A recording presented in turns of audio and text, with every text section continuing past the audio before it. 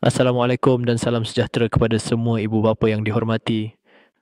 Hari ini kita memasuki episod ke-35 dalam cabaran motivasi 100 hari tanpa henti untuk ibu bapa, dan tajuk kita kali ini adalah satu hakikat penting dalam pendidikan anak-anak.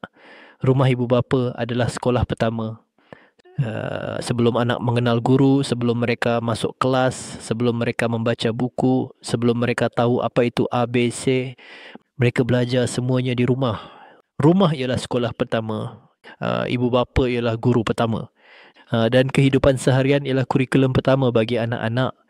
Dalam rumah, anak belajar cara bercakap, cara hormat orang tua, cara mengurus emosi, cara melayani orang lain, cara menyelesaikan konflik, cara berfikir dan membuat keputusan.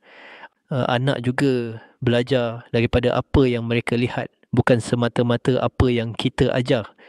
Jika rumah penuh dengan kasih sayang, anak membesar dengan hati yang lembut.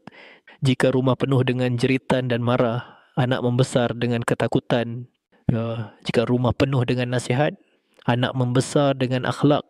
Jika rumah penuh dengan contoh baik, anak membesar menjadi insan yang baik.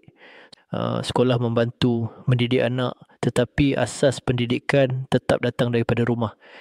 Guru boleh mendisiplinkan, tetapi disiplin itu bermula di rumah. Guru boleh memberi ilmu, tetapi semangat belajar itu bermula di rumah. Guru boleh membimbing, tetapi akhlak yang baik bermula di rumah.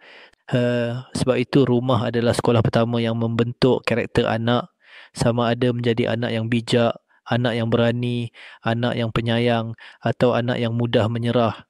Anak yang mendapat sokongan di rumah akan lebih cemerlang di sekolah. Anak yang dibesarkan dengan doa akan lebih kuat menghadapi cabaran. Anak yang diberi perhatian akan lebih yakin dengan diri sendiri. Hari ini pengetua ingin mengingatkan semua ibu bapa, rumah adalah sekolah pertama dan ibu bapa adalah guru pertama.